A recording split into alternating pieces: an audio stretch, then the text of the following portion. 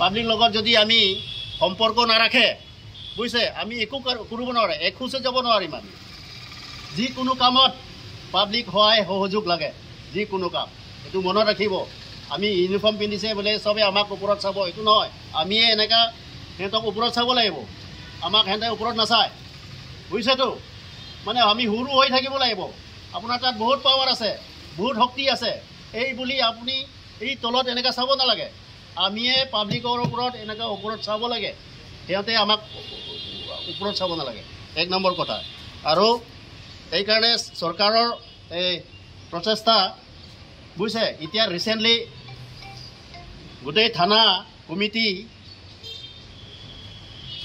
committee including OC থানা chairman নাগৰিক committee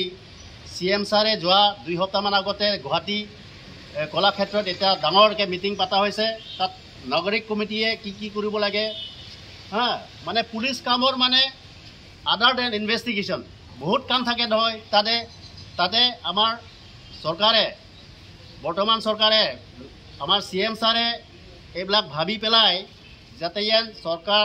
police আৰু পাব্লিকে একেলগে কাম কৰিব লাগে বুলি এই প্ৰচেষ্টাটো লৈছে গতিকে অহাকালি 2 তাৰিখ প্ৰত্যেকটো থানা গোটেই অল অসমত এটা নাগৰিক কমিটি প্ৰথম হিচাপে পাতিব নতুন হিচাপে আৰু